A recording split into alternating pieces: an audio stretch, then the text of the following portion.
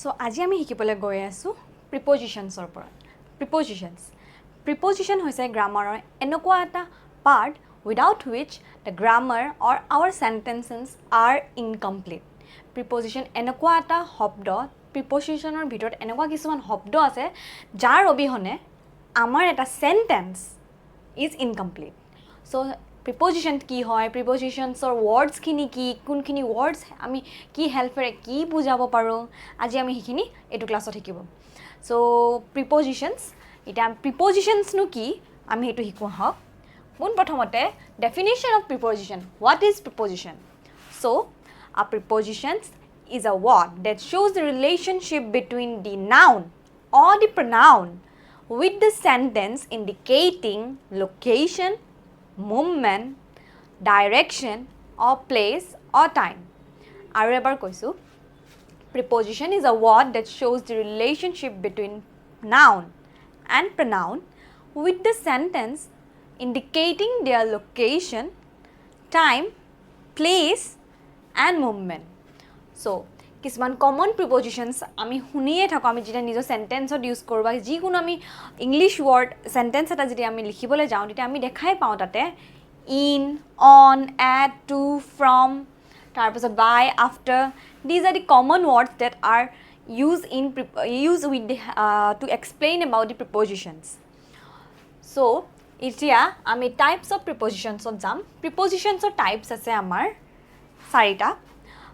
Prepositions of time, prepositions of place. Actually পাঁচটা আছে, কিন্তু আমি বেসিক্যালি চাৰিটা ধৰো। এতিয়া আমাৰ পাঁচটালে কনভাৰ্ট কৰা হৈছে এটো। এটা হৈছে আপোনাৰ prepositions of time, prepositions of place, prepositions of direction, prepositions of manner and prepositions of travel or movement. So আমি পোন প্ৰথমতে এতিয়া prepositions of time-ৰ বিষয়ে বুজিম। Prepositions of time কি বুজাব বিচাৰে? Indicate the time or the duration of an event. পোন প্ৰথমতে prepositions মানে হৈছিলে আমাৰ that shows the relationship between the noun or the pronoun with the sentence of the indicating movement, direction or place. মানে এটা noun বা pronoun.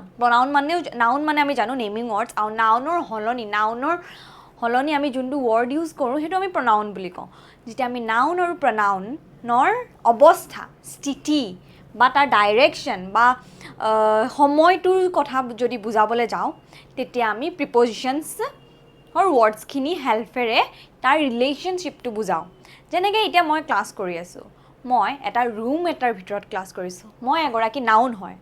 সেই নাউনটো কাৰ ভিতৰত আছে, কোনটো প্লেসত আছে, কোনটো জেগাত আছে, কোনটো সময়ত তেওঁ ক্লাসটো কৰাই আছিল, সেই সময়টো সেই জেগাকন সেইখিনিয়ে হৈছে আমাৰ ওভাৰঅল preposition.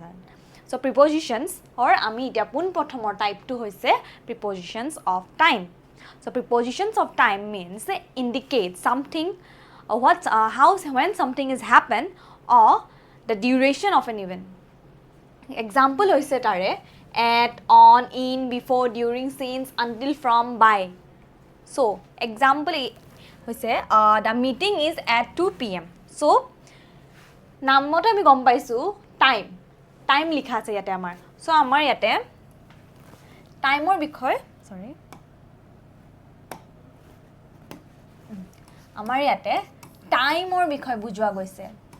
মানে হে নাউন আৰু প্ৰনাউনৰ যোনটো ৰিলেশনৰ কথা যে কৈছিলো, নাউনটো কি সময়ত বা কোনটো সময়ত হে সময়টোত কি চলি আছিল, সেই বস্তুটো আমি prepositions of time-ৰ হেল্পৰে বুজিবলৈ পাৰো। যেনেকে ইয়াতে চাওক এটা এক্সাম্পল দিয়া হৈছে, the meeting is at the 2 p.m. is at 2 p.m. 2 p.m. টো হৈছে আমাৰ এটা সময়, আৰু সময়ৰ আগত কি লাগিছে at, আৰু at টো হৈছে আমাৰ prepositions. at বোলা যোনটো শব্দটো, সেই শব্দটোৱে আমাৰ সময়ৰ কথা বুজাবলৈ সহায় কৰে। হে নাউন বা প্ৰনাউনে কি কৰি আছে, কোনটো সময়ত কি বস্তু বুজাবলৈ চেষ্টা কৰি আছে, সেই বস্তুটো আমি prepositions of time-ৰ হেল্পত যোনটো word at হওক বা since হওক বা during হওক বা until হওক সিহঁতৰ হেল্পত আমি বুজিবলৈ পাৰো। যেনেকে ইয়াতে আৰু এটা এক্সাম্পল আছে চাওক, she has been working here since 2001. মানে she is a pronoun, আমি অলৰেডি গম পাওঁ she is a pronoun. So, তাই সেই জেগাখনত কিমান বছৰৰ পৰা কাম কৰি আছে? Since 2001.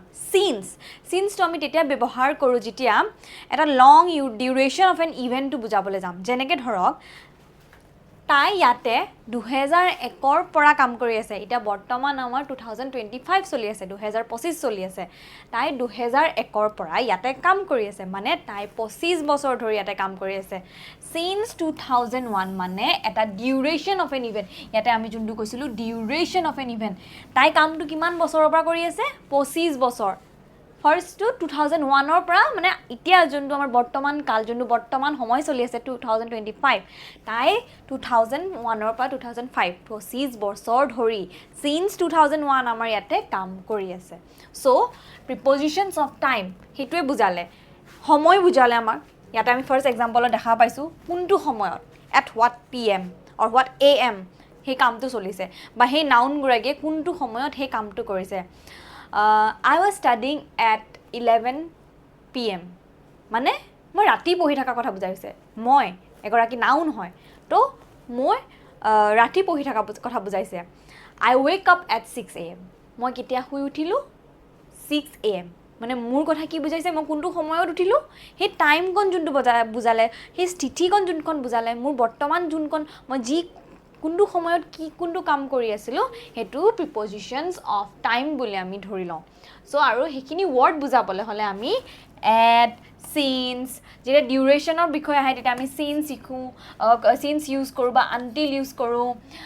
যেতিয়া আমি টাইমৰ বিষয়ে বুজাওঁ একদম ডাইৰেক্ট এটা exact time, 2 PM is a exact time, মানে 2 PM মানে তাই 2 PM-তে সেই মিটিংটো আৰম্ভ হৈছে, না তাৰে আগত হৈছে না তাৰে পিছত হৈছে। সেইকাৰণে এট এইটো একদম ডেফিনেট হয়, 2 PM-ত হৈছে যিহেতু ডেফিনেট হৈছে, সেইকাৰণে আমি এট ইউজ কৰিছোঁ।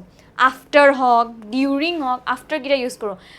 আফটাৰ 2 PM, আফটাৰ 2 PM মানে আমি যেতিয়া গম পাম আফটাৰ 2 PM মানে আপোনাৰ 2টা বজাৰ পাছত, বা বিফ'ৰ 2 PM। মই যদি কওঁ I will take the class before 2 PM মানে মই 2টা বজাৰ আগত আপোনালোকৰ ক্লাছটো ল'ম, বা আফটাৰ 2 PM বুলি ক'লে মই বুজাম 2টা বজাৰ পাছত বুজাম। আৰু ডিউৰিং ডেট টাইম বা during the time of meeting Shi was ৱাচিং হাৰ ফোন মানে during the time of meeting মানে কি সেই ডিউৰেশ্যনটো সময়, সেই মিটিঙৰ সময়কণত তাই মোবাইল চাই আছিলে, সেই বস্তুটো বুজোৱা গৈছে। ডিউৰিং সেইখিনি কিছুমান ৱৰ্ড যোনটো আমাক কৈছিলোঁৱে already, something happens or duration of an ইভেণ্টটো বুজায়। কাৰ হেল্পত? এইটো কাৰ আণ্ডাৰত পৰে? প্ৰিপজিশ্যনছ অফ টাইমৰ আণ্ডাৰত পৰে। চ' আৰু কাৰ কথা বুজায়? নাউন আৰু প্ৰনাউনৰ বিষয়, কোনটো সময়ত তেওঁলোকে কি কৰি আছিলে। এতিয়া আমাৰ নেক্সট টাইপটো হৈছে প্ৰিপজিশ্যনছ অফ প্লেচ। চ' তাৰে আগত এইখিনি মই ৰাফ কৰি লৈছোঁ।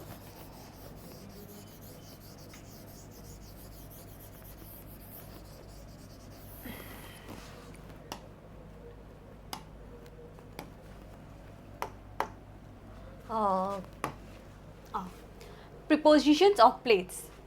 Preposition of place indicate a location or a position of a something. Something মানে কোন? Noun বা pronoun. So, preposition of place এ আমাক কি বুজায়? Indicates a location or position of something. Something মানে আমাৰ হৈছে noun or pronoun. So, noun আৰু pronounৰ preposition of placeত আমাৰ positionটো বা locationটো বুজায়। যেনেকৈ এতিয়া she was standing at the first of her line during the assembly। যেতিয়া আমি assembly পাতিছোঁ, সেই ছোৱালীজনী একদম প্ৰথমত খাৰা হৈ আছিলে।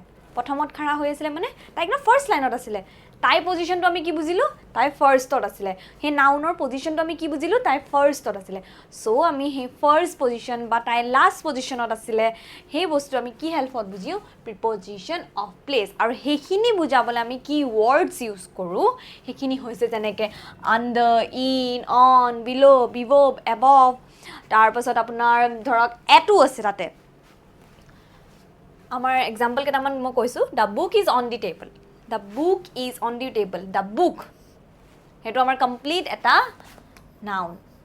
চ' নাউন মই কৈছিলোঁ নাউন আৰু প্ৰনাউনৰ ৰিলেশ্যনটো বুজায় এটা চেণ্টেন্সৰ লগত তেহেঁতৰ ডাইৰেকশ্যন moment, place indicate কৰে তেওঁলোকৰ direction, movement আৰু place আমাৰ first definition অতে already দিয়া আছিলে what that shows the relation between a noun or a pronoun and other word in sentence indicating a location, direction, time or manner মানে noun আৰু pronoun or direction, location, time or manner of বিষয় বুঝোৱা যায় এটা আমি already টাইমৰ বিষয় গম পালো ফাৰ্স্ট টাইপটো আছিল আমাৰ preposition of time তাতে আমি অলৰেডি টাইমৰ বিষয় গম পালো এতিয়া আমি শিকিম